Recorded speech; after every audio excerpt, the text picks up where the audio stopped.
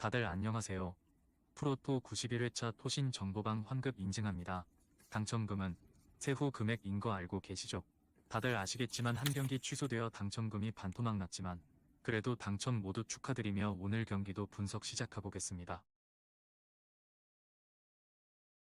금일 첫 번째 경기 맨시티 대 리버풀 분석 시작해보겠습니다. 맨시티는 리그 선두지만 이 경기를 패하면 1위를 내줄 수 있다. 그나마 다행인 건 국대에서 부상을 당했던 슈퍼 스트라이커 엘링 홀란드가 이 경기에 출전이 가능하다는 점이다. 이번 시즌 엄청난 활약을 하는 도쿠를 비롯해 아르헨티나를 다녀온 알바레스 등이 그의 뒤를 지원할 것이다. 직전 경기에서 첼시와 무승부를 기록하며 연승이 끝나긴 했지만 최근 무패를 이어가고 있다. 리버풀은 무패를 이어가며 어느덧 리그 2위까지 뛰어올랐다. 직전 경기에서는 난적인 브렌트포드를 완파했는데 홀란드의 뒤를 추격 중인 살라가 멀티골에 성공하며 10호골을 만들었고 조타의 골도 나왔다. 부친이 무장단체에서 풀려난 디아즈의 폼도 절정이기에 이 경기 승리로 리그 선두로 올라서려 한다. 맨시티의 승리를 본다. 홀란드가 다행히 부상을 회복했기에 이티하드 스타디움에서 나서는 홈경기에 출전할 수 있다.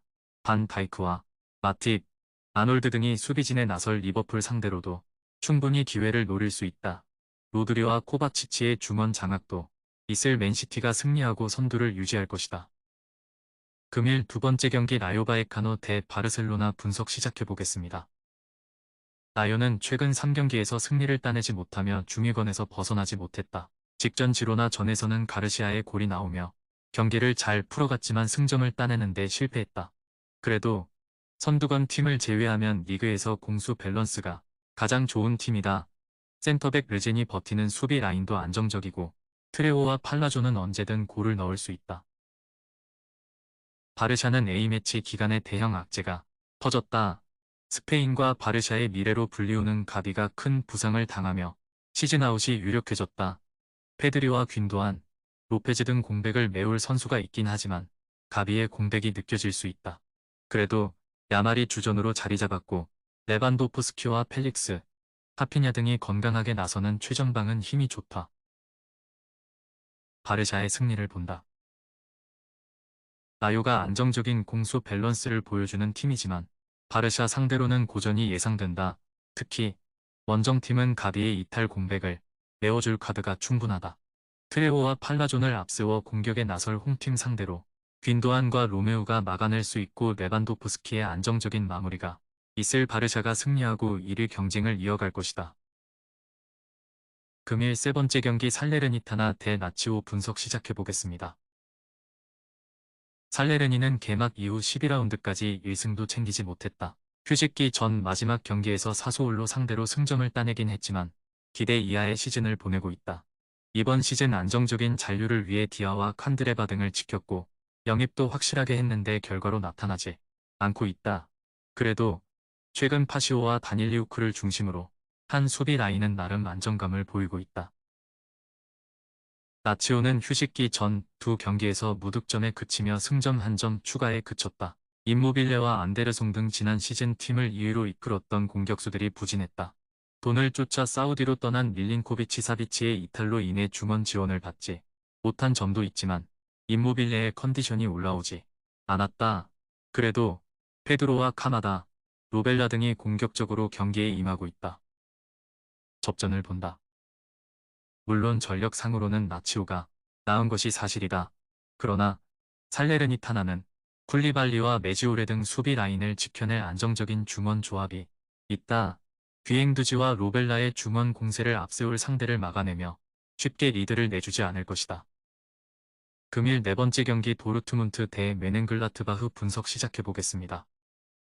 도르트문트는 최근 연패를 당하며 순위가 추락했다.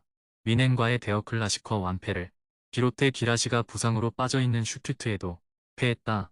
때문에 이번 재개 경기 결과가 중요하다. 국대를 다녀오긴 했지만 유럽에서 경기를 소화한 필크루그와 브란트 등이 정상적으로 나설 것이고 레이나도 트리니다드 토바고전 이후 팀에 합류했다. 글라드바흐는 최근 3경기에서 승점 7점을 따내며 중위권으로 치고 올라왔다.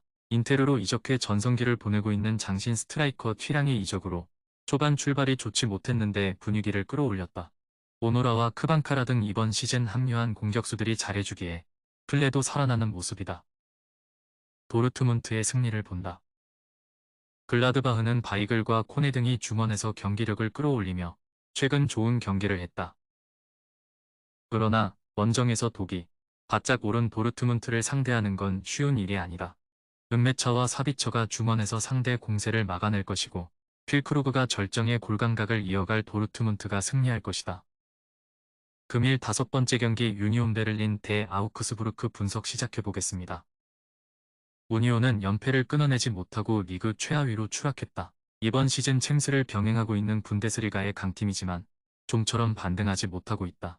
이번 시즌 팀에 합류한 윙백 고센스가 사고를 기록 중이지만 그와 베커를 제외한 선수들의 골이 터지지 않고 있고 강점이던 수비가 무너졌다. 수비 라인이 워낙 불안하니 에런슨과 크랄 등 중앙 미드필더들도 공격 전개에 힘을 내지 못하고 있다. 아우크스는 휴식기를 무패로 들어갔다. 볼프스와 호펜하임, 쾰른 등을 상대했는데 2승 2무를 기록했다. 데미로비치와 TH 등 공격수들이 마무리를 잘했고 네흐베 차이의 중원 존재감도 대단하다. 부상 이슈를 모두 털어낸 수비 라인도 안정적이기에 이번 시즌도 잔류에 도전한다. 접전을 가져간다. 우니온이 최악의 시즌을 보내고 있지만 휴식기를 통해 어느 정도 팀을 정비했을 것이고 홈에 2점도 있다. 단, 승점 3점까지는 쉽지 않아 보인다. 네흐베 차이가 최종 수비를 경기 내내 안정적으로 지켜낼 것이고 하우레오와 군비가 상대 공세를 막아낼 아우크스가 승점 1점을 가져갈 것이다. 토신 최종 조합은 영상 아래 고정 댓글로 말 걸어주시면 토신정보방에서 무료로 공유해드립니다. 제발 손해보면서 토토하지 말고 다같이 웃으면서 즐겁게 베팅합시다. 함께 하실 분들은 부담 갖지 마시고 편하게 말 걸어주세요.